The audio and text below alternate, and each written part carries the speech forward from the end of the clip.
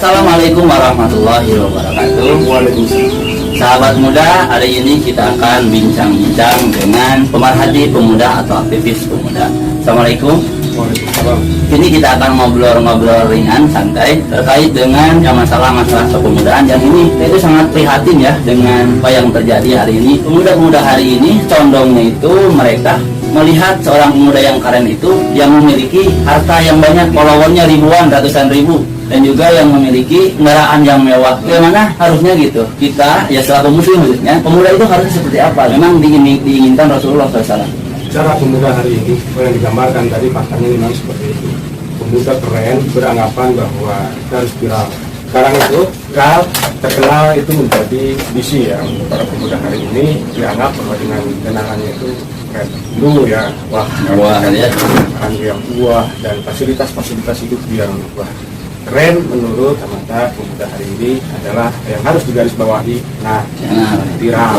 Cuman bagaimana pemuda keren menurut mata Islam dan dibanggakan oleh Rasulullah tentunya kita yang dihadapkan Allah Subhanahu Wa Taala, pemuda yang sebetulnya kita tinggal tarik ke belakang bahwa Allah Subhanahu Wa Taala mengutus ditauladani seperti apa. Nah ini yang memang harus dihormatikan kepada anak-anak muda hari ini. Pemuda yang keren itu adalah pemuda yang keren di mata Allah. Sebelum ke yang keren, pemuda hari ini teh akar masalahnya gimana gitu? Mengapa mereka berpandangan seperti itu? Dan penyebab pemuda hari ini yang disebutkan tadi faktanya itu adalah yang pertama adalah angkat dari pengaruh pendidikan orang tua, kemudian lingkungan, dan kemudian setelah ini lahir atau efek dari apa?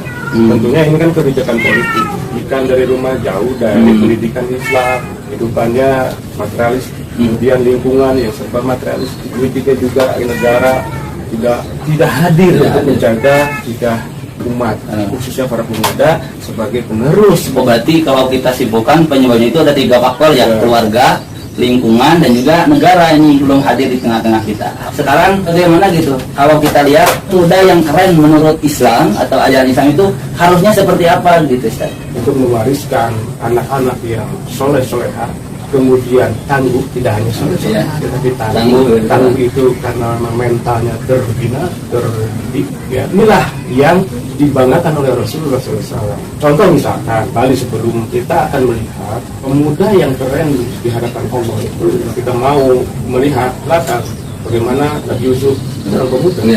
Dia tahan ya dengan godaan wanita cantik. Ya. Kalau kita gimana? Waduh, faktor ini juga ya. Ya karena ujian itu tidak lepas dari harta wanita. Nabi Yusuf tahan dengan godaan wanita. Nabi Yahya juga sama. Kemudian Nabi Isa ya, pemuda juga. Dan kemudian masa Rasulullah SAW, pemuda-pemuda keren yang dibanggakan Rasulullah SAW. Wah, itu duta pertama Islam, duta pertama ya. Nabi Waqqas. Banyak gitu kan pemuda-pemuda yang itu bisa kisahnya itu bisa kepada generasi hari ini. Awal putus informasi ini kepada pemuda hari ini. Nah apa? Bajak dengan pemuda-pemuda keren menurut kacamata Barat. Akhirnya saya keren di hadapan manusia, bukan keren di hadapan Allah. Keren di hadapan manusia itu tadi. Iya, follower banyak tadi, terus motornya motornya gede gitu ya. iPhone gitu kan, biasanya gitu. Itu kan di hadapan Allah itu seperti apa? Pemuda yang tumbuh di usia balik sampai menjalani proses itu ketaatan kepada Allah Subhanahu Wa Taala. Bagaimana cara menjalankan ketaatan kepada Allah Subhanahu Wa Taala? Pemuda harus diajari terkait dengan akidah. Intinya kalau misalnya pemuda keren itu harusnya masa pertumbuhannya itu yang banyak godaan banget saya. Pas masa pertumbuhan itu godaannya bertubi-tubi gitu. Maka kuncinya taat berarti. Di masa pertumbuhan itu dia harus taat.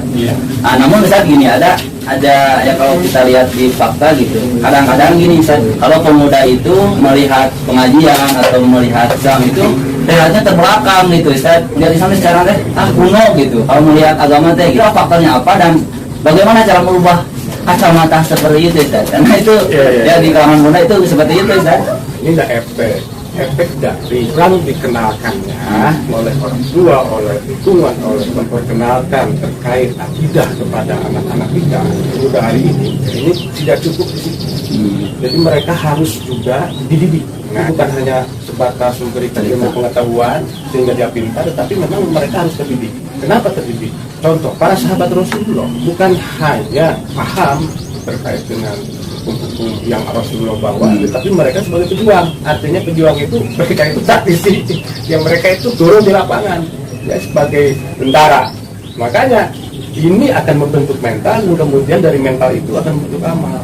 Amal seperti apa? Loh, pemuda-pemuda atau sahabat-sahabat Rasulullah itu kan kuat-kuat. Itulah yang harus diwariskan, transfer energinya kepada anak-anak muda sekarang. Sahabat pemuda ya, sahabat muda yang dirahmati Allah. Jadi poinnya, yuk kita taat. Jadi usia muda kita ini yang memang tidak mudah, tapi tidak mustahil juga ya. Kita bisa untuk bertahan dan kita bisa mencontoh para sahabat. Para sahabat itu manusia ya tentunya. Jadi kita bisa contoh ya mereka dengan apa? Ya tentunya kita dengan mengkaji Islam, mengkaji sirah dan juga didik secara Islam. Terima kasih Ustaz ya yang telah memberikan obrolan ringan kita hari ini. Tentunya Masya Allah, dan itu menjadi PR kita selaku muda dan juga orang tua hari ini gitu ya, harus mendidik anak-anaknya pemuda itu. Ya, dan terima kasih, jangan lupa Grab.